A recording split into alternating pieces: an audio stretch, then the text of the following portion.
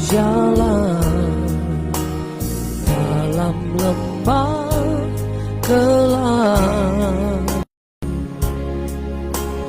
namun tanganmu selalu menopang hidupku. Saat ku dalam ketakutan, Kau hadir di sisiku. Kau berkata, jangan takut, Kau beriku kemenangan. Kaulah Tuhan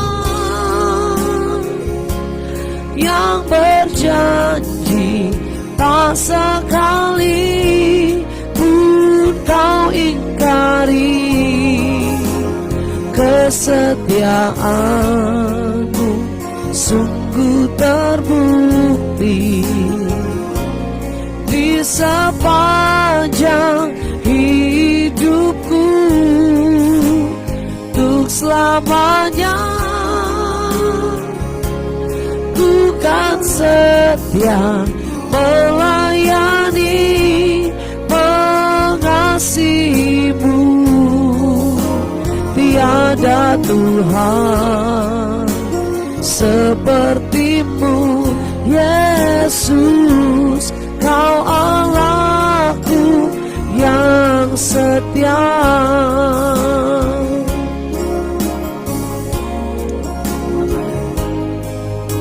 Saat ku dalam ketakutan,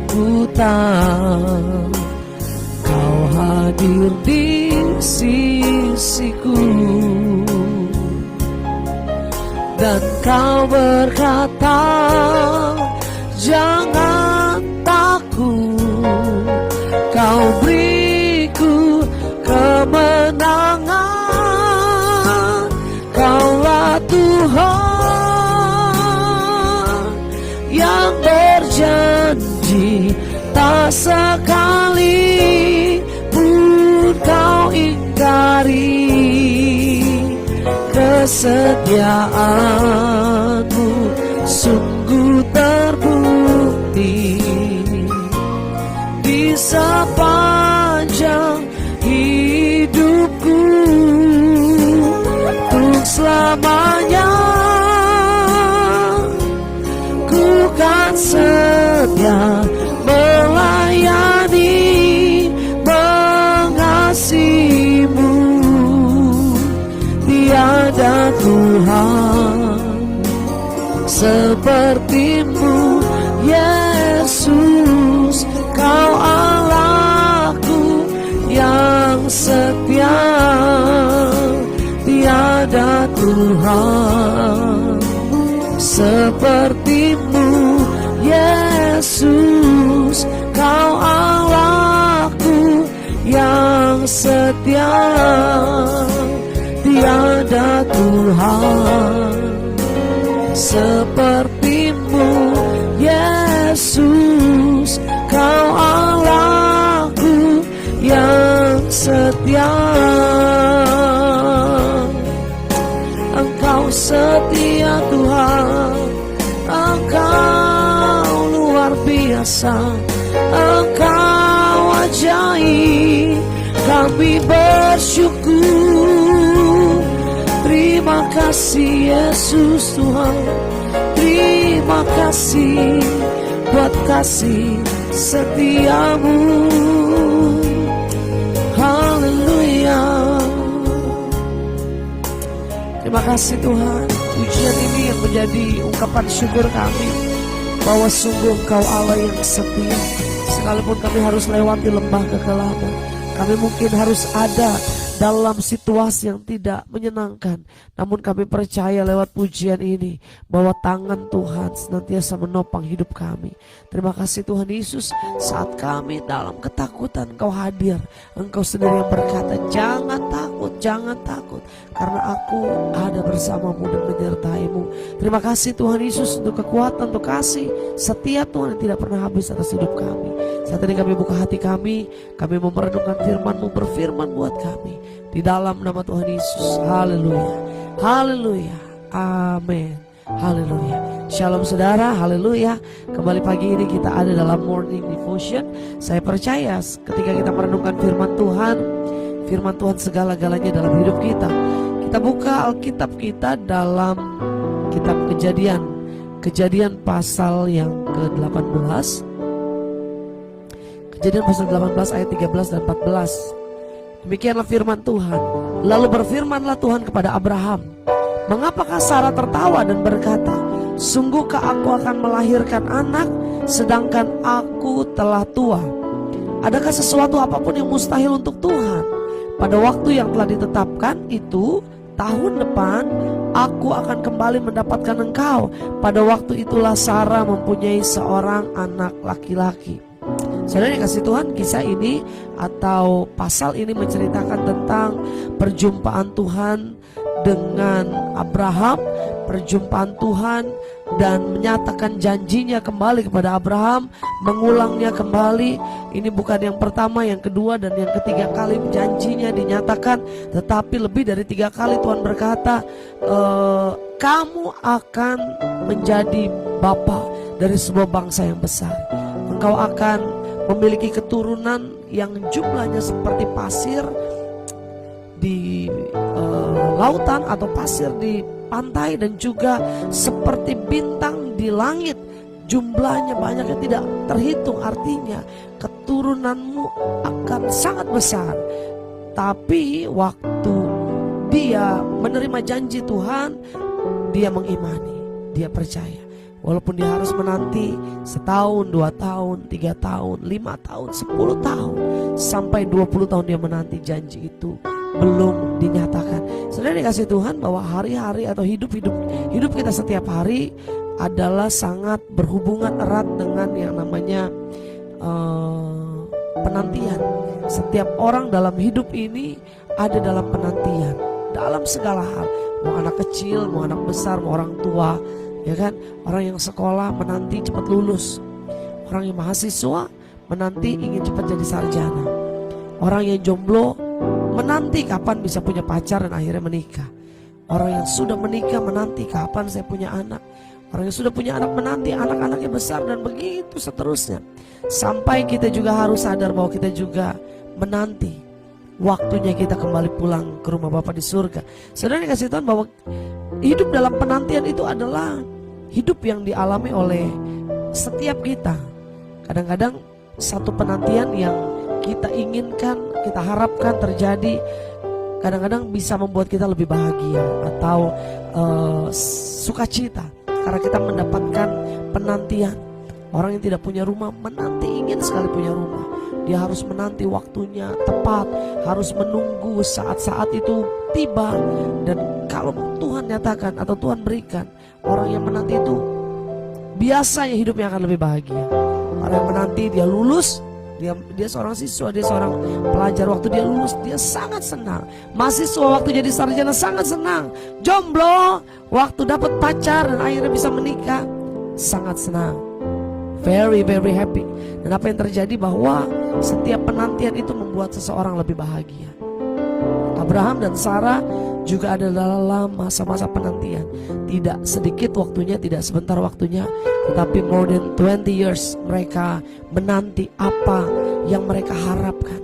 Mereka coba cari jalan lain, mereka coba cari jalan pintas, tetapi penantian atau janji Tuhan yang Tuhan menyatakan lewat Abraham tidak boleh lewat jalan lain, harus lewat jalannya Tuhan. Nah saudara yang dikasih Tuhan, kita mau belajar. Ternyata ayat ini mengingatkan kita bahwa waktu Tuhan berfirman sama Abraham, Abraham pasti sharing sama istrinya Sarah. Sayang, Tuhan janji kita mau punya anak. Kita pasti punya keturunan. Sarah mengimani ya, karena suaminya takut akan Tuhan, istrinya juga saya yakin Sarah seorang yang takut akan Tuhan. Waktu dia dengar janji Tuhan, dia sangat senang dan mengimaninya. Setahun 2 tahun menunggu sampai akhirnya ada waktunya dia berkata, mungkin anak yang akan menjadi keturunanmu bukan lewat saya tetapi lewat perempuan lain. Nah, apa yang terjadi?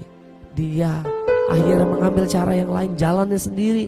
Tetapi Tuhan tidak berkenan. Bukan keturunan Hagar yang menjadi anak perjanjian, tetapi keturunan Sarah lah. Kembali Sarah mendengar bahwa janji Tuhan melalui Sarah mempunyai anak. Saudara, perempuan makin lama makin tua. Umur 70 sudah mustahil punya anak. Apalagi seusia Sarah saat itu 90 tahun. Sangat-sangat mustahil Sarah memiliki keturunan atau memiliki anak. Yang pertama, dia sudah menopause, sudah mati haid. Yang kedua, dia juga sudah tidak mungkin punya kekuatan. Dia sudah tua, lanjut usia. Dan apa yang terjadi kalau dia punya baby, dia harus rawat lagi. Rasanya kekuatannya sudah hilang, saudara. Dan kemustahilan inilah yang seringkali ada dalam kehidupan anak-anak Tuhan. Mungkin gak ya Tuhan berkati saya? Mungkin gak ya penyakit saya sembuh? Mungkin gak ya Tuhan jawab doa saya? Ketidakmungkinan itulah yang seringkali menghantui pikiran kita. Tapi saudara, sadarkah bahwa Tuhan kita Tuhan yang berjanji? Tuhan yang berjanji, Dia Allah yang setia. Nah, waktu Sarah mendengar itu, janjinya langsung diucapkan kepada Sarah. Sarah mendengar langsung dari Tuhan. Sarah tertawa dalam hatinya. Dan Tuhan bilang apa? Mengapa Sarah tertawa dan berkata, sungguhkah aku akan melahirkan anak sedangkan aku telah tua? Tertawanya Sarah bukan tertawa lucu. Kalau kita dengar stand up komedi, kita pasti tertawa karena sangat lucu, ya kan? Kita lihat lenong rumpi atau lawakan atau apa namanya, jenaka atau apapun, itu lucu, itu sangat membuat kita ketawa. Tetapi tertawanya Sarah kali ini tertawa yang sedikit aneh, karena dia antara senang sama ragu itu bercampur jadi satu. Waktu dia dengar engkau akan melahirkan anak, dia bilang, wah, akan berahi ke aku setelah aku sudah layu. Setelah dia sudah menopause, tidak ada lagi harapan.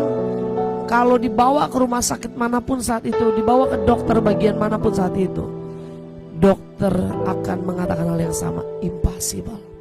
Dan apa yang terjadi? Sarah tertawa. Waktu Sarah tertawa ini, Tuhan bilang, kenapa Sarah tertawa dan berkata, sungguh aku akan melahirkan anak? Sungguhkah? Sedangkan aku telah tua. Tertawanya Sarah adalah tertawa bingung, tertawa sambil bertanya, mungkinkah, bagaimanakah, bila manakah aku bisa punya anak? Orang saya sudah tidak mungkin mampu untuk melahirkan. Aku telah mati haid dan sebagainya. Tetapi firman Tuhan berkata, adakah sesuatu apapun yang mustahil bagi Tuhan? Pada waktu yang telah ditetapkan itu tahun depan, aku akan kembali mendapatkan engkau. Pada waktu itulah Sarah mempunyai seorang anak laki-laki. Saudara yang dikasih Tuhan, waktu saya dan suami menjalani pernikahan, usia pernikahan kedua masuk tahun ketiga, kami belum memiliki anak. Sampai akhirnya kami ada dalam satu persekutuan ibadah, dan salah satu teman saya mengajak kami berdoa, didoakan.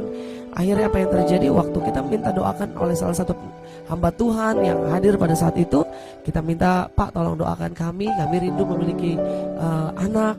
Akhirnya pendeta itu berdoa seperti ini, Dewi Herman, tahun depan di hari yang sama, di tanggal yang sama, di bulan yang sama seperti hari ini, kamu sudah akan menggendong anak laki-laki. Apa yang terjadi hari itu? 26 Mei 2005, saudara. Waktu itu saya dengan yakin, dengan iman kami berdua mengamini. Amin Tuhan, aku percaya. Karena Tuhan juga bisa pakai hamba Tuhan untuk menyatakan kuasanya. Dan apa yang terjadi? Waktu saya pulang, saya bukannya saya yakin, kita berdua yakin, tetapi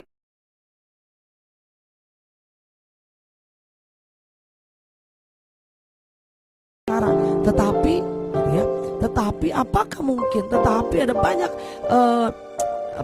alasan untuk kita kembali ragu, kembali bertanya. Kalau saya ragunya seperti ini, kalau dalam tahun depan 26 Mei 2006 saya harus atau sudah memiliki seorang baby, seorang anak laki-laki, berarti dalam waktu 3 bulan ini saya harus sudah dinyatakan positif hamil. Dan apa yang terjadi? Karena memang kita punya waktu 9 bulan untuk mengandung kan, tidak sebentar waktu mengandung. Artinya dalam waktu 3 bulan, di bulan Juni, Juli, Agustus, bulan Agustus saya sudah harus dinyatakan hamil. Dan apa yang terjadi?